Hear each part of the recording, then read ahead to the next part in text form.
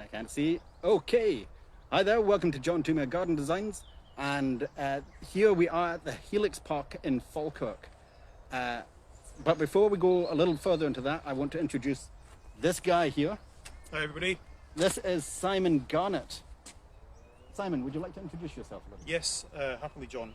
Thanks very much, first of all, for inviting me along to this park, which I'm very fond of as a local resident of West Lothian. I'm a former SIUC graduate. I've worked as an independent garden designer. I'm also a chartered landscape architect. The most recent part of my career, I've been involved with the delivery of civic realm projects. Never anything quite on this scale, actually, but I do have some insight in terms of how these types of projects start off, how they manifest themselves, and how they tend to work in the period after installation. So it'd be great to have a chat around some of the things that we've identified that we like to talk about. Yes. In terms of sustainability. It's a good thing that we both like big parks. Otherwise, this would just be us going for a walk. Yeah, absolutely. And actually, we've already discovered a few things that we've kind of got shared views on, and a lot of things that we've identified in the park. So yeah, it should be interesting. So I think we should actually make a little bit of a head start here. Okay. So first off, let's just say this is a walking tour. So we're going to do our best. If you have any questions, please do ask them, and we will try and get to them. But I have a new selfie stick, which I'm having trouble getting to grips with, literally. And I had to remove buttons to stop it switching off and all of that stuff. So we're gonna do our best here. Any questions, just put them in the comments. If not, like the video afterwards, and then put the comment there, and we will get back to you. Okay? So, just a little bit of information on the Helix Park. The Helix Park, this whole area has been going for quite some time. Where's Simon? There he is. Sorry, I'm just admiring the view. No, that's great. That's fantastic. So the Helix Park, for hundreds of years, this was basically farmland. And then in 1790, the canal came along, the Union Canal. It was called something different then, not entirely sure what. I'm not too sure, actually. Nope, neither do I, so we'll skip that. From there, basically it ran with the whole Clydesdale horses dragging and pulling. It became a major source of infrastructure for Scotland and trade. So after that, we got to the 20th century, and things started to kind of get a little bit run down. And what happened was, come the 1960s, big petrochemical companies came to this area. We've got Grangemouth over here, we've got Falkirk over there. Those of you who have seen it, you'll see the big flame in the sky. That's Grangemouth for you. We call that Mordor. Mordor, even better. In West Lothian. So, Mordor and all the big companies that associated with Sauron, all built here. And then in the 2000s, the canal actually became far more popular again. And they wanted to rejuvenate the area to a certain extent. And there was a mass tree planting scheme. Can you remember how many trees it was exactly? I can't off the top of my head. I mean, if you look at the overall footprint of what is today the Helix Park, I think it was that whole area, more or less, was planted with a native woodland mix, which we'll probably point out there's still remnants of in the scheme today. If we wanted to quickly turn around, John, you can actually see that embankment just towards the back of us. Here is the old towpath where the old Clydesdale horses would have pulled a lot of the canal boats along. So that's how close we are to the canal, which actually then takes you, if you keep going in that direction, towards the Kelpies hub. And we wanted to include the Kelpies here, but I've never been to this park before. Simon is here frequently. I had no idea it was this big, and I had no idea the Kelpies were like a 15-minute walk. Walking's not my strong point, as many of you know. So, shall we make our head? Yes, let's start walking. So, with as much social distancing as we... With as much social distancing and perspective as we can manage. So, Simon, why would you say are you interested in the sustainable aspect of design? It's a really interesting question, John, and I think actually from the point of view of sustainability is a word that anyone that's watching this that's involved with landscape design, landscape development will be really familiar with. It's one of these terms that you kind of wrestle with a little bit. It can be a sort of catch-all term that's maybe used a little bit too often without really being such a straightforward concept to try and apply. I've made sense of it in my own way as a designer. The first step to me quite often is, first of all, to try and bring something about that's going to be sustainable, is to try and avoid doing things which you know are likely to be unsustainable, which is, you know, a skill in itself, but it's often easy to try and get your head around that before you start to try and be more proactive in different ways. Mm-hmm. There's a phrase which gets used quite commonly in landscape architecture, particularly during the chartership, the progressing towards becoming a chartered landscape architect. This phrase called getting it right first time, which is a really important concept to think about. In many ways, it's probably a more helpful term sometimes than the actual word sustainability, to me personally anyway. What it forces you to think about is, are the things you're designing and implementing actually going to work, or are they going to end up being ripped out 6 months down the line after you've handed the project over? And so these are the things that you learn in practice that you want to try and avoid. There are some examples of that in this park, which we might see as we walk around, which I've noticed from the point of view of the park as a park user have been implemented and then retrospectively taken out. You know, which is something you always want to try and avoid as a designer, because that is, you know, it's a waste of time and resources. It also can be quite disappointing to people who start to use a park. Maybe if they see one element they've grown attached to, it then later gets removed due to issues around maintenance or liability or that sort of issue. So getting things right first time, I think, is a really important term to get your head around, I think, especially when we're moving from the sort of small-scale domestic design scenario to the civic realm, where things, you've got a lot more parties involved, there's a lot more risk, you can start to think about things like liability. So that's a really important term to start to use, I think. Okay, good, great. So the point in the Helix Parks we are at the moment is the wetlands area. And they have created this boardwalk that you can see us walking down. Like, this is bespoke for the park. And they included the existing riparian, that's wetland habitat, into the park itself. And you can see these gorgeous beds of reeds. Now, it should be explained as well that these large parks have massive maintenance plans that go alongside them, and there's usually quite a large team behind them. But because of the COVID pandemic, many things have changed, and one of those things is the ongoing maintenance of the Helix Park, and it is suffering a little bit because many of these reeds that you see really should have been brought back much closer to the boardwalk, for people to be able to see the natural habitats, the animals, the birds, and all of that. But they have left this one section open. So this is also really important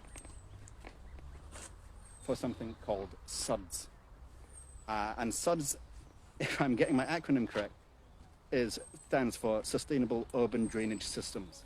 And Simon, would you like to chat a little bit more about that? Yeah, so SUDS is a massively important theme in the overall design of this landscape. So as John's already touched on here, the park we're stood in here on the boardwalk was previously a natural wetland before the design of the Helix was conceived. And the designers have very cleverly incorporated this beautiful bespoke boardwalk, which sinuously weaves its way through the wetland quite sensitively, and enables you to come up close with all of these habitat areas. And essentially the SUD scheme in this park allows water, the surface water runoff from all of the paths and the roads and the car park areas all of that runoff gets directed into these suds areas and allows the sediment, which would come as part of that runoff, to fall into this wetland, and it also allows for some of the water to be cleaned by the vegetation as well. As we'll probably touch on, the sun's come out. That's quite nice, isn't it? I feel like I'm overdressed now. I am well and truly overdressed. I'm wearing a leather jacket and a hoodie, and I am about to start shedding kilos in sweat. So huge apologies for this. As long as you don't lose the grip of your selfie stick. No, there is absolutely no promises on anything at the moment. So yeah, there's in terms of we'll probably touch on this as we get out of the boardwalk area and talk about the overall access strategy here. A huge amount of surface area in terms of hard standing areas. There's, I believe, is it 27 kilometres of paths? It's actually over 27 kilometres of path here. Which includes all of the access within the Helix, the Kelpies Hub, and all of the communities which are connected to this landscape by footways and cycle paths and that sort of thing. A huge amount of, if you think about that, 27 kilometres times 3 meters, you know, that's a huge surface area of hard landscaping. Even though what we see as we walk around is mainly soft vegetation, which is obviously going to absorb a lot of the runoff. The fact that you've got so much tarmac area in the site really means that the sud strategy is essential. And Simon did actually touch on the path network here, and it's big. The parks I've been in, it is very wide, but I do like it. Yeah, it's something I feel very comfortable on this. You've seen this is a very, very busy park. There's people coming left, right, and centre, but everyone has plenty of space. Particularly at this current time, that's even better because it's giving everyone space just to kind of stay safe that way. Yeah, absolutely. That's something that I've always found about this park as a user. I use it frequently with my young family. Wide paths are really important in this park, which brings so many people to it.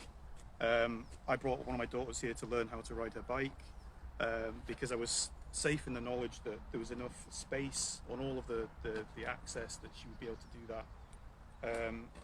And you'll notice as well, there's a lot of people come here to walk their dogs, and people come into a landscape like this with different objectives, you know, maybe just to walk, cycle, bring the kids, or to walk the dog. These things are relatively harmless, but they do sometimes clash with each other. And so actually having an access strategy which enables all of these things to happen conflict-free is a really big benefit of this whole scheme. It's absolutely. So we're going to move from this spot, mostly because it is quite busy. This is a nice spot for people to stop, feed the ducks. There is another reason for that as well, though, because my fantastic co-host here has a slight phobia of ducks. Well, no, I'm okay with ducks these days. It's the hissing swans that kind of put me on edge. Hissing swans. We're going to take you at face value on that one, Simon. Okay. Is there a story behind it? There is, but you know, I don't want to eat up precious airtime with my childhood traumas, so we'll move on. Don't worry, the precious airtime is usually full of my childhood traumas. All right, okay. But you're right, let's move on. So I think you can see here, remember what we said about the maintenance of the park. So usually at this point, you would be able to see the water over my shoulder. And there's just been very, very little cutting back. I would say almost none. Yeah, I think the maintenance of the wetland planting normally probably gets done around this time of year as well. Yeah. So there might be some that's imminent, but it is certainly, and as I think you've mentioned, as a result of COVID, actually the planting is much more established than it normally is at this time of year. Yeah. Sure. But not unpleasant. It's not unpleasant. For me, it certainly brings an element of kind of seclusion to the area. Yeah. Okay. but I would have very much liked to see the water. Sorry, cyclist on the other side nearly took out the camera with his head. And that's just after we were, gloating about how wonderful. I know wide how paths. wonderful these wide Yeah. paths are. Are we walking on the wrong side here, perhaps? I don't know that. I don't think so. Obviously, all going perfectly according to plan. All of this is scripted. So, right, as I just adjust our grip here. So I think it is nice, but I do get the feeling it does feel more untended than Yes, possibly. intended at the Yes. moment. That's, I think, a fair observation. And I think that's just how it also appears. So I hopefully I'll be able to come back a little bit later when some further maintenance work has been done. Okay. And what about this? Is this? Yes. So this area is, I think, there is a sort of an educational and a sort of play value in this little installation. It's a dipping pond, I think. Again, it's established as this path's been brought through the wetland here. It's just bisected a wet area, and this little area has just been segregated for use as a dipping pond, which is nice. It's another sort of different habitat area, but perhaps one that look, this park is really well used by local primary schools, for example, who can come here and have some access to the woodlands and these close by habitat areas. You can see in here there's a lot of work that's been done, for natural play, Yeah. and educational purposes as well in these little areas of woodland. And I also noticed that they've included here. Sorry, Simon. I also noticed that they have within the maintenance plan, they have factored in cuttings from the woodland areas are left for biodiversity. Yes. And so we the term bug hotels. So they're trying to make bug hotels by using the cuttings and not just chipping them and things like that. So they are doing their best. There are posts and there are plaques in many places. But I don't know, I do feel everything feels quite static to me as an education area. So you're saying about this. Maybe if there was a little bit more direction. Right. Okay. For me, I'm talking about. Okay. It would work a little bit better. Okay. In terms of interpretation points and Just that sort of thing. getting people to actually be vested in it. Okay. Sure.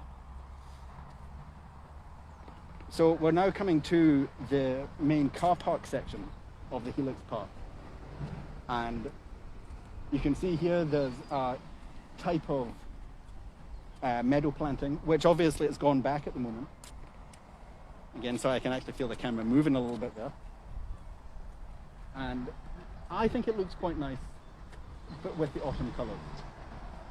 But the thing with meadow planting is it's actually far more high maintenance than you'd think to have a really good looking wildflower meadow. Because technically you've actually got to mow a wildflower meadow while it's flowering. Or otherwise, all the grasses that grow in between it are just going to take over before anything else has a chance to grow. So they are difficult things to manage.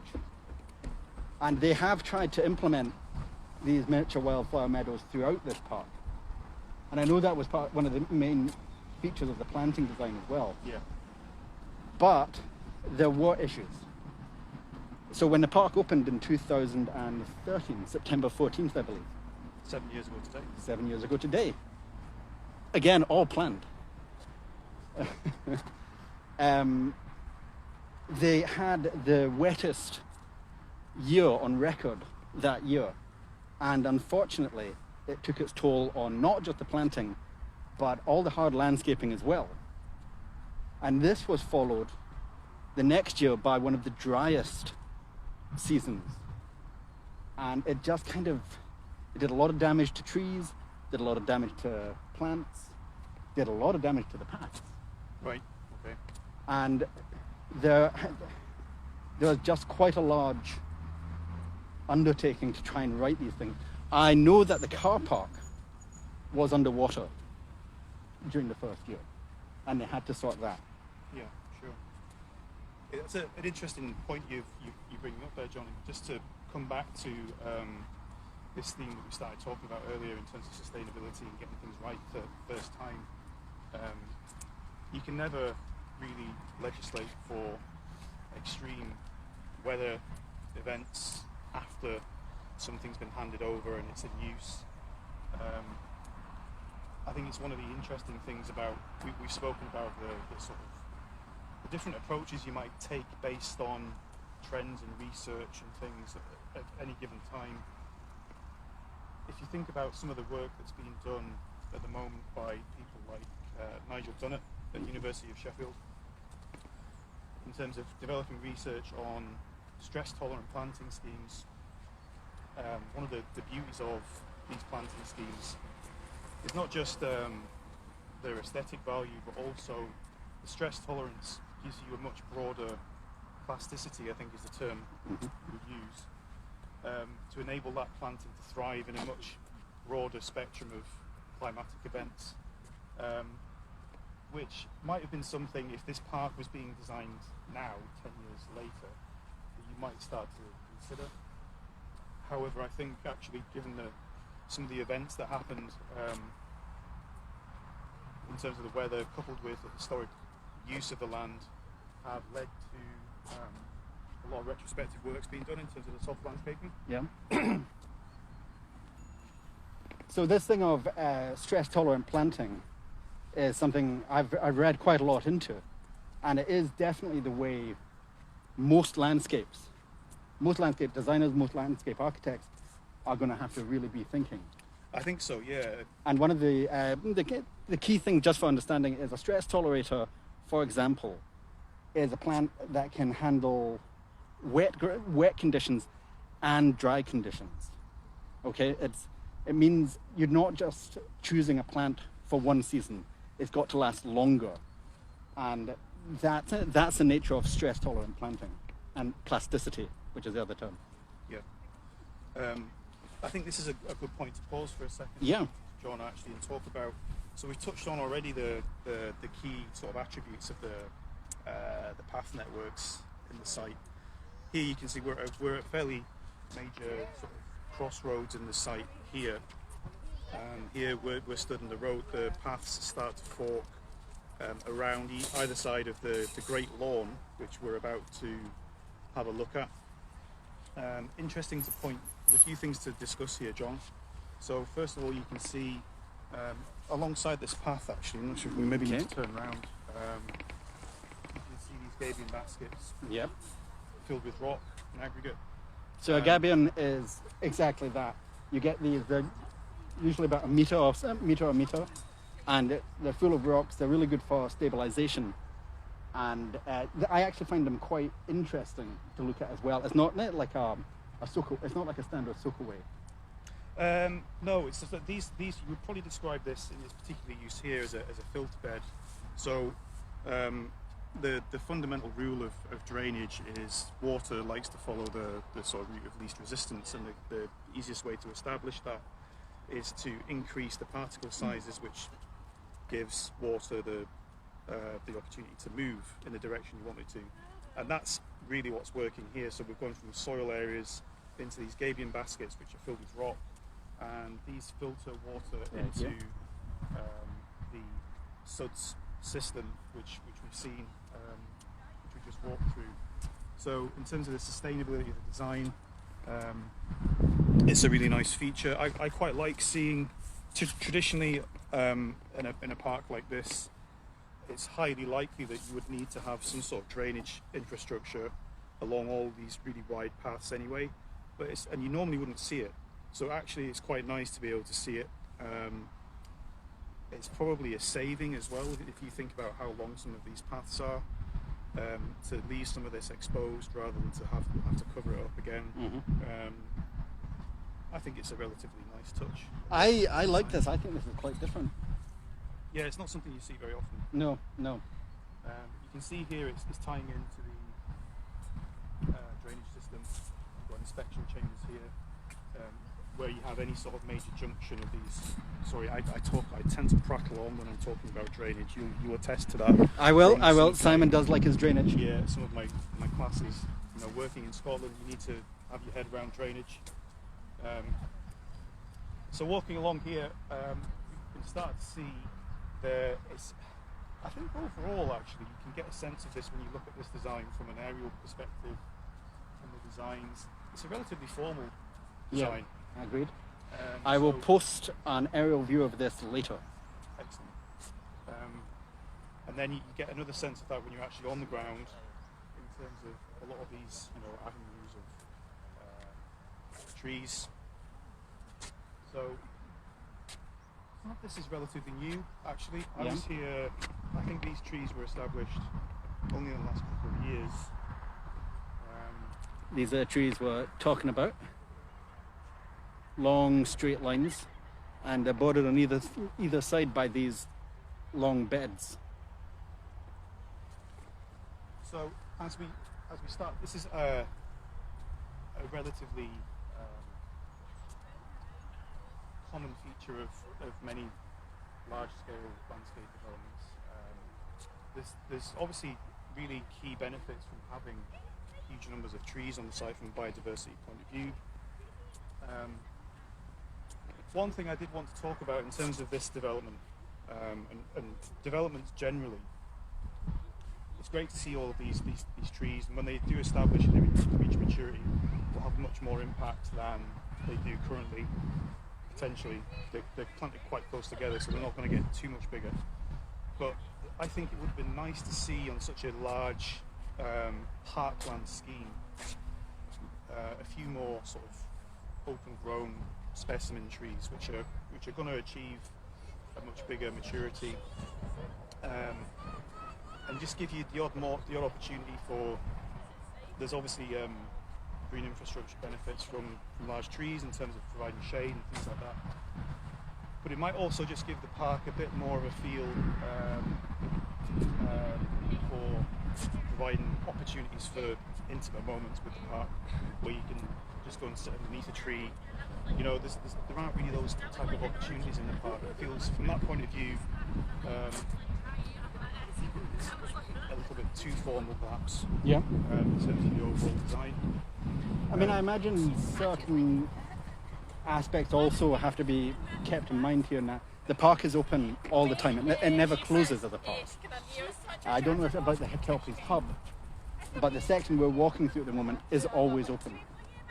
And you're also going to have to deal with other aspects of the community. Yes, so absolutely. If we're being polite. That's really, really important. And actually, that's a really good point to touch on, because we just walked through that boardwalk there. Yeah. A timber structure, and I mean, I'd need another pair of hands to count the number of timber boardwalks I've seen being set on fire after the installation. So actually, that's a good sign. I'm not aware of any particularly bad vandalism events in this park, but I'm sure it does have its fair share of negativity by a very small percentage of the park users. As somebody who uses the park frequently, do you think there's a certain amount of community investment in it? Oh, I think definitely. In terms of the way the park gets used, something we haven't mentioned actually, part of the rationale for the whole scheme was to unify a very large number of local communities. I think 16 different communities have direct access to the scheme via the new path network that we've discussed. Mm-hmm. That has had a huge impact on people being able to get out and about, people being able to exercise and benefit from the outdoors in an area which is it's kind of post-industrial to an extent. So you still have some of the issues which are prevalent in a lot of sort of post-industrial areas in Scotland, and so it's been hugely beneficial from the public's point of view, and a very worthwhile development from that point of view as well. I mean, that's also an understatement about what they actually had to do for this park, just to get it built, because of the proximity of Grangemouth and the various pipes containing various types of gases and fluids, the whole ground underneath, there are pipelines. The kelpies themselves are actually built on top of a major gas pipe junction. And these were massive considerations that people had to really work with. So to get where they have so far even, I think it's quite an impressive feat. It certainly is, and actually anyone that's got any experience of having to work around major utilities will tell you it's a huge compromise on your aspirations for a site. And actually this has all been achieved with without too much compromise to that, you would say. I mean, you've still got there's a huge power line running right through the site, and the fuel lines running to and from Grangemouth, I think, was the big one. Yeah. To work around. I mean, you don't have to look too far to see power lines. You have to admit, and they will have had to very much work with this. I mean, even here we have a very, very large electricity grid management system over here, and you have to work with the fact that it's there, and it can't be not much can be done with it. So there's an attempt at some screening here, but I don't know. It's there, and it is what it is. It is what it is. When you're dealing with a site of this size, was it 350 hectares? The whole development. It's going to encompass that sort of infrastructure. It's very unlikely you would go 350 hectares anywhere in any direction in Scotland and not encompass a substation and overhead lines and that sort of thing. So it is part and parcel of the site. Just while it's in my head, are we going to start to walk around to the Great Lawn? Let's absolutely. Shall we walk through here? Shall we take this one? We've actually got a gateway ready and waiting for us. Now, it does feel like we're walking into an amphitheatre at the moment. And you've got these gigantic floodlights. And as Simon pointed out earlier, it does feel a little bit like Elton John's about to come in. Has he been here recently? Not that I'm aware of. He does like his disguises.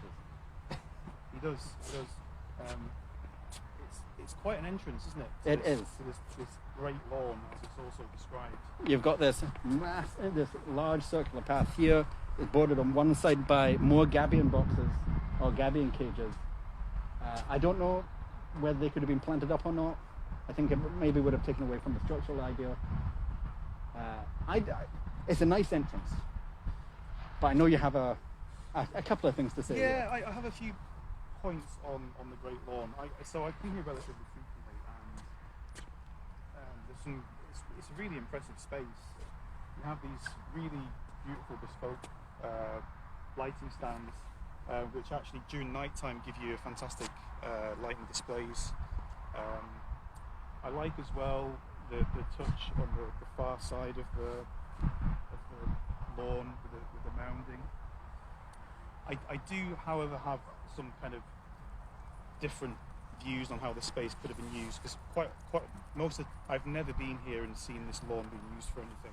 I know it does get used for events, quite often gets used for marquee events where things are done enclosed. It just feels a little bit underused. I would like to, as we touched on earlier, and perhaps I'll expand on a little bit now, I would like to have seen some big specimen trees in here. Just to draw people into the space and give people an opportunity to interact with it. But one thing I just wanted to add to that in terms of, something I'm a strong believer in, landscape architects and landscape designers, we work quite often quite closely with arboricultural consultants, and we ordinarily get in touch with them when we're looking at a site which has an existing tree footprint, and we need to work with the consultants to try and maintain the presence of the trees and avoid doing them any harm. When you speak to a lot of arboriculturalists, and this is a general sort of comment for any designers out there who are watching this, arboriculturalists like to be contacted when you're also creating something, not just at the stage when you're taking things out or trying to avoid taking trees out. Arboriculturalists have a huge amount of knowledge in terms of they can help you specify the right trees for the right places. And I know from speaking to a few arboriculturalists that they'd be walking around here going, oh, these avenues, yeah, great, we love them. However, where are the big, mature trees which, 100 years down the line look like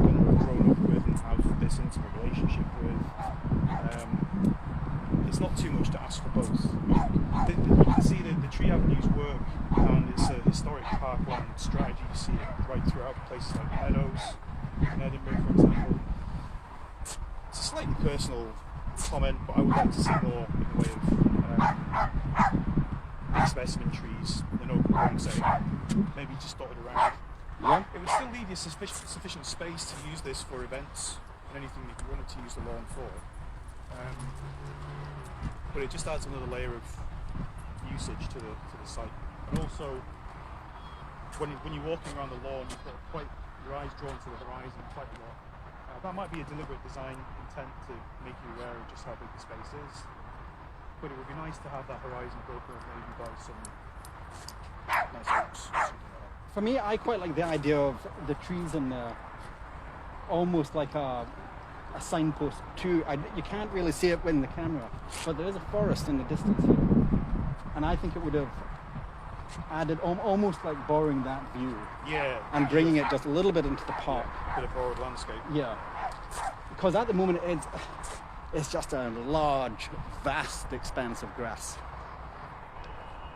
Yeah. And this is my personal opinion, I'm not a big fan of that. I understand why it's necessary, but that's all it is. It's grass.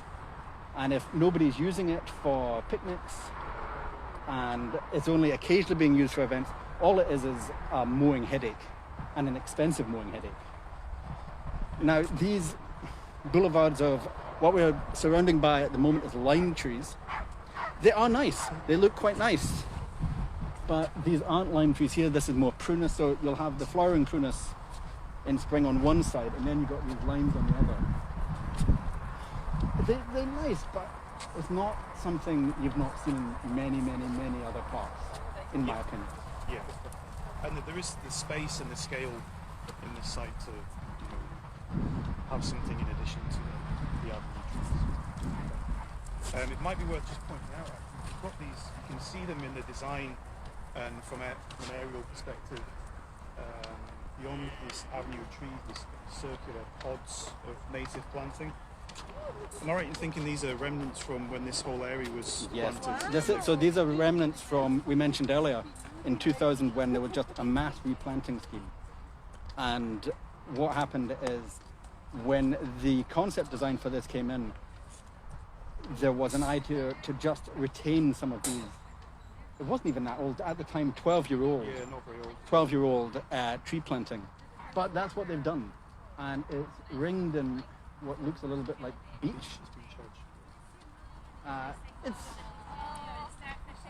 It's okay. Again, it kind of lends itself to that kind of whole overall formality that we're kind of talking about. It would be nice, I mean, I've often been in here and with my kids, and my kids have made a beeline for these little areas, which are actually, the hedges around them kind of suggests it's a no-go area a little bit. It's a little bit of a shame. There are other woodland areas around the Helix which are quite accessible, but it would be nice if there was maybe more of this retained that was more accessible, perhaps, because it's not overly densely planted. You can actually, when you're in these spaces, and I probably shouldn't be alluding to the fact that I've actually been in there, but it's quite actually a nice little environment. Kids love playing in there. You can actually see it. Again, I'm not sure if you can see it from here, but there is, as Simon says, there's quite a lot of space between these pockets of retained tree planting. And it does look like quite a fun area. Yeah. But the beach edging absolutely doesn't make it that inviting.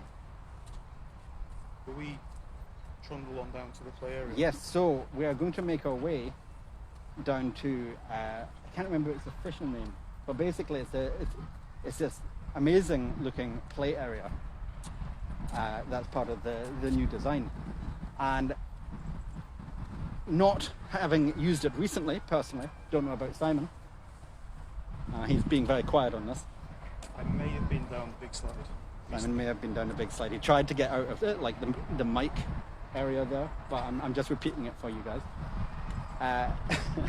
But one of the reasons I like it is when I was reading about it, it has an awful lot of inclusivity in just some of the attractions there, some of the play spaces. They have a sensory section, they have a special needs section, it's extremely accessible. And I really like that. That's something that I think more play parks should aspire to? Definitely. I've worked in local authority and delivered a number of play projects. And inclusivity is a really important theme in any play area these days. It's actually quite a tricky thing to get right. In order for something to be truly inclusive, you really don't want to create these kind of segregated areas in the play area. The social aspects of the play area is really important to kids. It's where playground is where kids go through a huge amount of their social interaction and development in that area. So the psychology of play area design is really interesting. As we draw nearer to the play area, it's interesting you're talking about some of these areas in the play area, the sensory areas and things like that. I'd like to have a close look at those when we get to the area, because there's a couple of areas within this play park where, do you remember earlier I touched upon this idea of things being designed, built and then removed. Yeah. As something that you kind of dread as a designer, but sometimes it's just part of the process during the lifetime of the play park.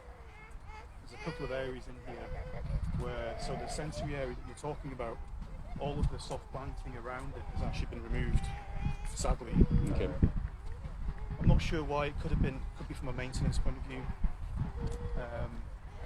But that's been replaced with wet core rubber surfacing, which is something which it may have been absolutely necessary, but it's kind of sad.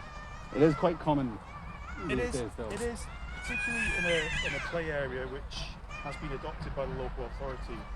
The local authority always has to think about liability and insurance. So local authorities, these play parks are subject to weekly inspections.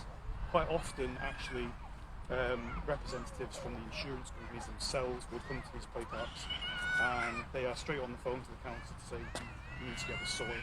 And quite often the easiest way to do that is just to remove something, which is quite sad, but it is just the reality of play park management. As we come round to the play park, just move around here a bit, John. You start to see there's some mounding here. Actually, if we move a bit further around, I was going to try some backwards camera work there, but okay. That's not a good move on my part. If we look here, you can see there's a couple of mounds in the play area. So you've got this mound on the far side with the slide on it, small mound on the left. There was a third mound in the middle which contained a nice long play tunnel. That's been completely removed. There could be a number of reasons for it. It could be part of the problem with designing a play park is you've got no idea really when you design them how popular they're going to become. So this is a brand new play park. There wasn't one here previously. The amount of traffic footfall this park gets is just unbelievable. Yeah. I've been here on Christmas Eve and it's completely mobbed. The elements which have been included have maybe just not stood up particularly well to that amount of footfall. So these areas where you have grass mounds, which have got great play value, they just had to be got rid of, sadly, which is something. So it's a good example of this idea I'm talking about getting things right first time. Sometimes it's really difficult because you've got to kind of try and, it's a bit of a guesswork. Do you think they could have been mitigated if they'd done a proper survey on the amount of footfall they may have gotten? I believe there was some sort of study done to anticipate, how many people are going to be coming to the site. The reality is, though, it's such a well-used park. It really is. People are coming from so many different areas. It's a destination park, and so it's therefore it's just something that's happened. But there are things you could possibly have done, reinforce the soil layers with geotextile fabrics, things like that. Yeah. I don't think that was done, but it might be something that, if this was being done again, it would be considered. But there's not a lot you can do about it now, which is unfortunate. But it just kind of reinforces that point of trying to get things right first time, because now when I bring my kids here and they start moaning at me that the play tunnel's gone, that's not ideal. Is that followed quickly by, Daddy, can you please get off the slide? Sometimes, yeah, or Daddy, don't get stuck in the slide, or Daddy, go and get me an ice cream to compensate for the lack of play tunnel. Fair enough. Do you want to? Let's go. Do you want to have a look at the lagoon as well? I've got a particular interest here in the lagoon, which is this large land-made camera, isn't it? Tom Fuller there, as my cheapy selfie stick starts to bail on me. So this man-made lagoon, which I find really impressive that they actually put this in. It can't have been easy.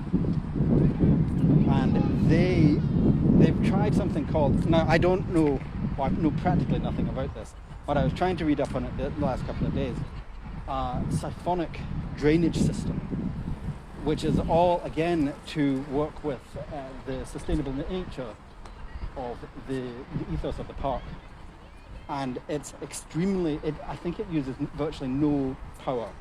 It uses gravity to bring the water down, and then a small pump in the base churns it, and it goes and it self-filters somewhere else. Now, I'm not going to go say any more about this because I just don't know, but I really wanted to see this park for that. Its establishment has upped the amount of wildlife using the park in general. I mean, you can see this is a large body of water. There's boating events on it. You can see here, this is the cafe area, which has a lovely seating area for you to just sit outside. Let's see if we can get a little bit closer to it. Any phobias of water, Simon? No, not too bad. I have a massive phobia of heights. It's just the swans. There's a really nice kind of embankment over the far side there as well, with a sort of shingle beach area as well. So a lot of kind of mimicking of different environments. Yes. In this pond, which sits smack bang beneath these overhead cables. But I suppose as we this is essentially the last major feature of the park. So I would like to ask you, if you had the lead on the design for the Helix Park, is there anything you would have added or changed? That's a really interesting question. I think we've spoken already about the overall design strategy feeling it's obviously any large-scale design like this that takes several years to manifest itself from the design. I mean, we know that there was movements to make this happen as early as long ago as 2003, and so obviously the design process it's a long drawn-out affair, and it's a product of that time when the design is being developed. I've touched on the sort of formality of the design from a sort of overhead point of view. I think this is a really interesting thought in terms of formality and informality. It's possible to have something which from one perspective is a formal design, but then on the ground has a different feel. I would maybe like to have seen that idea developed a little bit further. That's possibly something I would have looked at. In terms of trying to get your head around designing a space that's huge, using familiar shapes and formalities, it's possibly an easier way in to the design. But we've touched on some of the details in terms of the tree planting and some of the meadow planting, this kind of grid formation. There maybe would be some opportunities to have a sort of softer, informal feel to the park in some areas, which I think might have been a different way to look at it. Yeah. But it's easy to say that once you've actually experienced the park in its current state, we're programmed to think, well, we'll do it this way instead. The way it's been done has been very successful, and I think has fulfilled the brief of what was required to do in terms of bringing all these different communities together into the outdoors, which is definitely working, because we can see that here just how busy it is today on a Monday morning. Yeah, absolutely. And it is actually, on Visit Scotland, it is one of the top visitor attractions. Yeah, absolutely. And it's won all sorts of awards. So, I mean, something has been done right. Oh yes, absolutely. I think the fundamental things have been got right. The things we're picking up on are, this is like being in class. We're nitpicking, to a large extent. And there's always opportunity for these landscapes to change, several years down the line as well. So I think it's a really successful landscape, and I continue to use it myself frequently, which I think is probably the best testimony that anyone can give to a space. If you like it so much, and it's giving you the things that you want from another space, that you continue to use it, then it's successful. Yeah. How about you? I'm going to ask you the same question. With my vast amount of experience, obviously. Well, being a current student of green space design, is there any kind of themes that you've talked about? Well, we discussed this earlier as well, how this was designed and built 10 years ago, thereabouts. Yeah. And the world has, in a very short space of time, changed. Particularly climate-wise. We are seeing far more unstable climate events. And there's parks across Europe who are doing their best to work with this and adapt to it. So in that vein, I would have liked to have seen a little bit more efforts on those parts. So, for example, I know there's a section to the park, north of the park, that we didn't get to, where it's a single species planting plant, which just is, it's a monoculture. It's no use. It's not good to get the best out of local nature. From a waterways point of view, this is pretty central to the Union Canal, and this is one of the reasons the whole area was actually developed originally, was because of its proximity to Union Canal. And again, there are fantastic places across the world that I find have really brought people into this. Queen's Botanical Gardens in the Bronx, New York, has an amazing watercourse that they've built the parks surrounding it, and everything about it is about teaching you about preserving water and using it. I think one of the things I would have liked to see was make it a little bit more of a park that people are learning something as they're going. Not in your face. I'm not saying like shove a plaque every 5 minutes. But I think there's certainly ways that they could have implemented far more, we keep saying this word, but sustainable elements. And just kind of educate people that this is the way it's got to go, in a passive way. Sure. That's how I would like to, on a practical note, it is quite flat for me. Okay. And I would have quite liked to see maybe some more mounds. Some more changes in levels. Some more changes in levels, yeah. Opportunities for taking in views and things like that. Exactly. Yeah. I think particularly I'll say it again, the big mass of grass. Yeah. I think it's nice to be able to choose your point. And seeing as they've designed it almost to be like an amphitheatre, they could have done something to create a more naturalistic looking amphitheatre. Yeah. Yeah, sure. I mean, in Jenkinson actually, why not Falkirk? Yeah, it's a good observation. So we good? Yeah, I think so. Have we any questions? Only will we get to see the kelpies? Afraid not, we are now miles away from it. And but use your imagination, Dad. They're over there. I'll send you a postcard. I'll send you a postcard, Pops. So, are we good? Yeah, I think so. Okay, so I just want to thank you again for everybody who joined us today, and I want to thank Simon for taking the time to join me on this as well. Thanks very much for inviting me. It's been really interesting. It's been great. And I hope we can maybe do this again sometime soon. Maybe if I'm feeling brave, take it to something I've designed myself. I'm anywhere about this. All right, so I was actually going to do some sort of, if you like so many times, Simon is going to jump in the lake. But we're actually going to do so many likes, and Simon's going to take us to one of his actual designs, which I think would be So again, thank you so much. Any questions? Watch this, like this, and put something in the comments. And thank you again. Take care.